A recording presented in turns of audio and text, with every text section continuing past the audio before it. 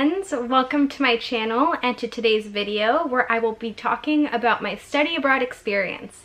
So before we get started, I just want to say thank you so much to all of those of you who have already subscribed, left a comment, left a like. I am so thankful, seriously. I am so excited and just so happy for all of those of you who have come by and, like I said, subscribed, liked, commented. I'm just so eternally grateful, so thank you so much. And for those of you who are new, my name is Stephanie and I have just started this channel. I've just started and I hope to just give useful advice, just good advice to any of those of you who have wanted to travel and need tips and tricks and just want to know about life living abroad, and just some vlogs of my life here in France. But anyways, so let's go ahead and get started into the video. Alright, so let's go ahead and start with some background story. Okay, so let's backtrack to high school years. So that was 8 years ago? Yeah, 8 years ago. Wow, where has time gone? So yeah, let's go back to 8 years ago. At this point, I was a freshman in high school and I had to take a foreign language as a requirement. I decided to choose French. I decided to immerse myself into the French language. And I thought, oh, this is great. Like, I will, I'll learn French, I'll learn about the culture, it'll be great. Okay, so going into high school French, it was great. I had an amazing teacher who really helped me grow in the language. I learned a lot. However, I didn't feel myself progressing as much as I would have liked. I took it for all 4 years of high school. We're only required 2 years. I took it for all 4 years.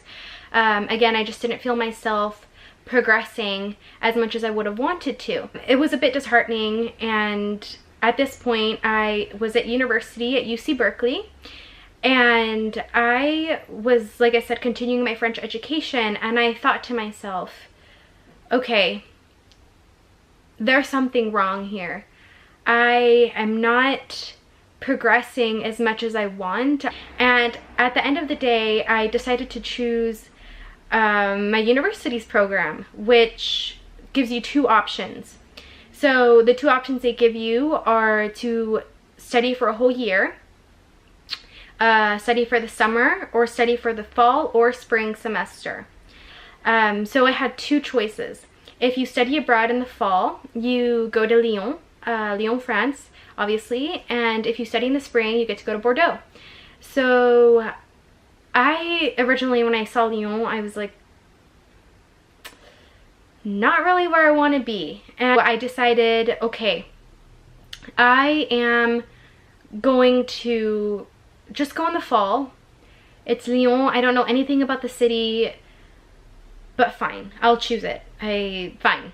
So I decided to go with Lyon, and let's, you know, fast forward to like the application process. I applied and it was pretty grueling because I had to deal with all of the, you know, immigration papers, so the visa. It's extremely difficult to go through all of those papers, and once you're done, it's like, hallelujah, I am done.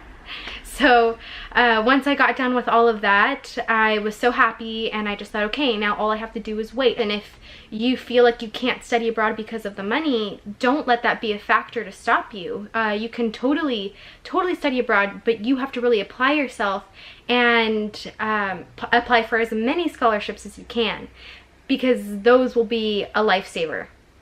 So I applied and I received quite a few scholarships, and I was so thankful because otherwise I would not be able to afford it. So anyways, now all I had to do was wait. I had to wait for my flight to leave. And thankfully I had a friend coming with me. I have always been kind of sheltered, and it's not something that I necessarily realized until I left for college. Because once I left for college, I still stayed very close. I only lived an hour away from home. For me, it was extremely scary to think, okay, I'm gonna go live in a different country where I have only visited one part of this country, and I'm gonna live there for 4 months. So to really grasp that idea was very hard for me, and I was very, very scared. And I just really, when it came closer to the time to leave, I was really, really having regrets. And I was like, oh my gosh, why did I do this? I am just gonna cancel everything. I'm gonna pull out. I'm just not gonna do it. And I am so grateful to my friend who, and my mom really, who both of them, you know, they said, you can do this. You can do this. It's gonna be fine. And this is the friend that I was going with. So I was happy knowing that I had somebody that I knew.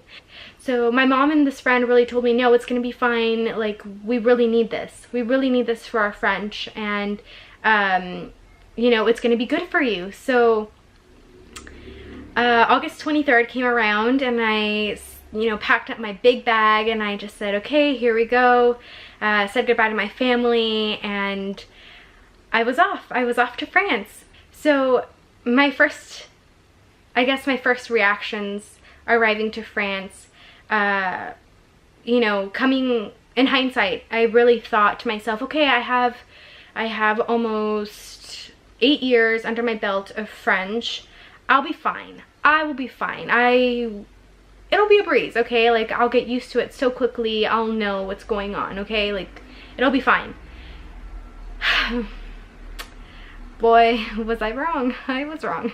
And then we had to take the train to come to Lyon. And I remember how nervous I felt because I did not know anything about Lyon. I had never been here. I just didn't know anything. So I didn't know what to expect.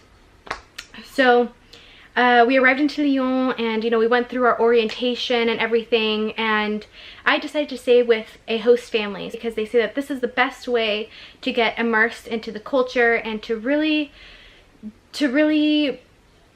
learn the language better, because most of these families do not know English very well. So the whole host family situation was really great, and it really helped me also learn more about the culture because, you know, I would have dinners there, and I would just really learn about everyday life at a French person's home. And the apartment was great. I had my own room, and I really loved the area that I was in. But starting out in terms of university, it was very difficult. It was very difficult because there were so many professors that, you know, just, it's not even the fact that the difficult part was the French part, you know, because you can take classes in English and it would still be hard because the style of teaching is different. The school system is so different as an American who had never experienced anything like that before. So it was, thankfully though, we had our program leader to help us, and she was always there for us. They have an office within the university, so anytime we needed help, she was there. When it really came down to going to class and choosing your classes, that's a whole nother story, because in the United States, at least at UC Berkeley, we have everything online. You know, you choose your classes online, you sign up online, you know you're in the class or in the wait list. Here, it's not like that. Here, for a whole, I believe it was 2 weeks, for a whole 2 weeks, you just show up to as many classes as you think you'd want to take. So we obviously have our requirements, and as long as we're taking classes that fulfill those requirements, that's fine. But the issue is finding classes to fit those requirements, and the way that you do it, because you sign up, you have to basically take a sheet of paper and you go around to the professors. Like, once you've taken all of these, so in one day I went to about 8 different classes because you know, you have to try them out. That's what they say, just try them out, you'll see if you like it. Okay, I tried them out. I decided I liked one in the first day of classes. So I decided I like one course, and I decided to, you know, go up to the professor, and I have my little pink paper, and I fill out basically saying I'm a foreign student, and you know, that the professor allows you to be in the class. So they sign off on it. I take it to my program leader, and they file it. They take care of it. We'll really struggle trying to get professors to talk to you and just really explain to you, because a lot of them just said, I don't know, talk to me later.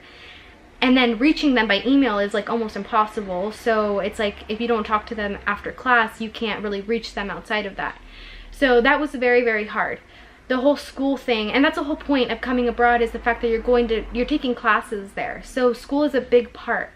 I really felt that, you know, understanding at least at the beginning, understanding my courses was very hard. I took everything in French, and a lot of professors spoke very fast because you're immersed with all French students, maybe some other foreign students. I know I had some Germans, some Italians, but most of their French was very good, and it seemed that only the Americans, and I don't want this to be like a stereotype or something, I'm just saying it from my perspective, most of the Americans from my program or from other programs, we were not at the same level of French as the Germans or the Italians or the Swiss.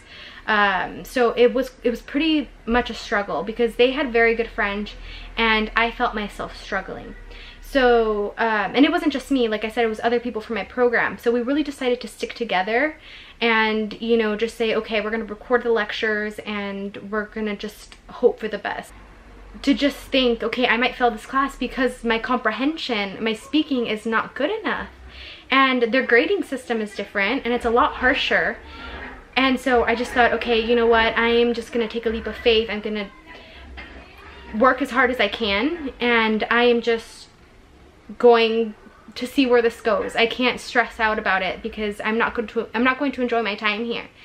And so basically what ended up happening was, yes, I did work harder, but what I noticed was as the weeks and as, I'm not going to say months because this really happened in, like, I would say in a span of 3 weeks, I began to understand more. And it was very subtle. I didn't really realize this right away. And one day it kind of clicked when I was in class, and, you know, I remember I really had a hard time in this anthropology class because this professor, it was like a whole amphitheater of French students, maybe some other foreign students, and then my little like 4 group of American friends who decided to take the course together.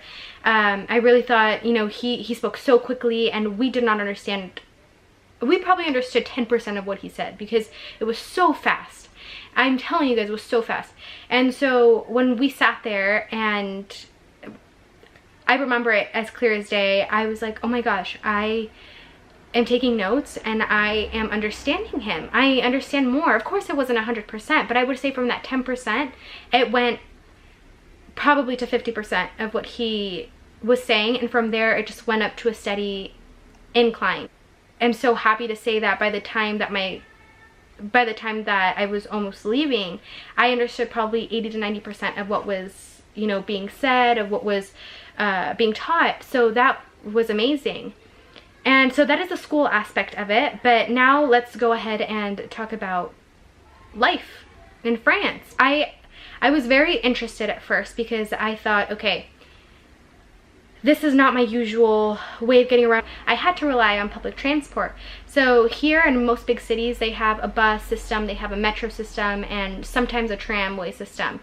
So we really had to learn how to take the metro, and I remember how scared I was because I had never really taken a metro before, at least not relied on it for public transport.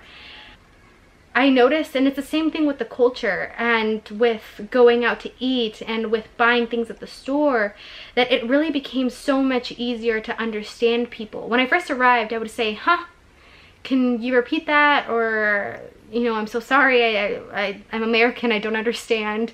And they say, oh, okay, English. So they would try, but the thing about Lyon is that it is a big city, but it's not like Paris where you have so many tourists, like an immense amount of tourism. Not everybody speaks English here. A lot of the older population or the older people working do not speak English. So it was kind of hard at times when, you know, you said, oh, I'm American English. Do you speak English? And they would say, no, pas du tout. I remember them always saying, pas du tout, not at all. So it was in a way that's very good because it forced me to speak French. And I remember 90% of the time after they would say, not at all, I don't speak English, and then I would speak French to them, they would say, you speak very good French, like you know, I understand you well, so go ahead and speak French, like don't be nervous. So as I was saying, I really felt that I was just becoming more comfortable and my comprehension and my speaking was just on a much higher level. And so I guess overall, I really did have a great experience, and I came here to learn the language better, to become immersed into the culture, and that happened 100%. 100%. And as I said at the beginning, I was extremely, extremely scared of the fact that I was going to miss my family, that I was going to be really homesick, and that I just wouldn't want to do anything. But the truth is that yes, I was homesick. You know, yes, I missed home, I missed my family, but we're so grateful, and we should be grateful, and we're so... But the truth of the matter is that we're so lucky to live in a society and in a generation where we have FaceTime, we have Skype. So if I miss my mom, I could just call her. You know, it was not an issue really. So I made so many friends, and I can't even explain it. The amount of friendships that I made and memories and experiences, just, they make me so happy thinking about it. I can't even explain. Just thinking about the way that I was so scared, that I was so nervous, and I almost didn't come. I really almost did not come. I truly regretted applying and getting accepted. And I just thank God, and I thank, you know, just my mom and my friend for pushing me to come, because if I had not come, I would not be the person I am today. I am so much more adventurous. I am so much more daring and willing just to enjoy life. As I had said, I was so sheltered, and I was just so unaware that there was a bigger world beyond my small world. And yes, I had traveled, and yes, I had, you know, seen other parts of the world, but that was just for 2 weeks, and it was not really, you don't really get to know a culture in 2 weeks.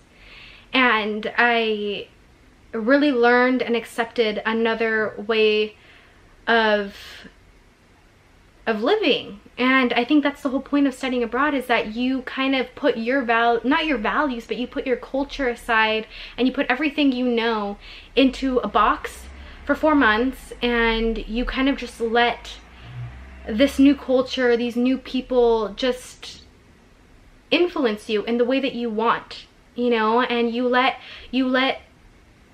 that just hit you, and you absorb it, and you take all of it into consideration, and you just think, you know, wow, I'm such a different person because I did that. And I can truly say today, studying abroad changed me. It changed me for the better. As I said, I am so grateful to studying abroad that I took the plunge. And I know I you know, studying abroad has mixed emotions, because yes, it was difficult. Yes, it was challenging. But as I said, I would never ever change it for the world, because all those experiences, all those challenges, those difficulties pushed me so much and have shaped me into who I am today. And because of that, I am more willing, I'm more accepting. And when things go wrong, I think, okay, that's okay. You know, I will get through this. I will figure it out, because I've done this already. I've already gone through issues where I didn't think I would come out of, and I did it. I did it myself. I was so proud of myself. I was so proud, and that's the truth of the matter. So I guess to wrap it up, I just want to tell you guys, if you're debating whether you want to study abroad, and you know, you're scared, or you're nervous, or you're worried about the money, don't be worried and don't be scared. It's okay to be nervous, and it's okay to be scared, but don't let that engulf you. Don't let that take over you, because your experience may not be as great as mine was, and maybe even better than mine was. But it's all about how you make it. It's all about the way that you allow yourself to enjoy this experience. And I promise you that you will get better at your language. If you're coming for a language reason, you will get better. You will learn another language, another culture, and you are in a different environment. You are stepping into somebody else's environment, and they are accepting you. So you cannot constantly be saying, oh, I don't want to do this, I don't like this, I don't want to do that, I've never done it before, I just don't care to do it. No, try new things.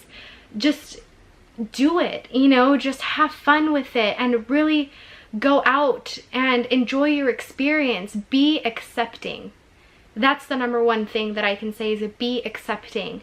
Because as I said, you are living somebody else's culture, and maybe you don't like it, and that's okay. You don't have to like it, but you are here, so the most important thing you can do is accept it. And I promise you that even if you don't like something, your experience is going to be so much better if you just accept it and be respectful and move on to the next experience.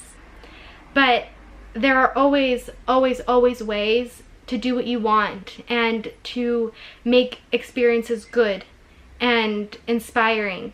So I really hope that this helped you in some way to, you know, take the plunge, you know, to decide finally I'm gonna study abroad, or if this was just informative, if you're, you know, thinking about it.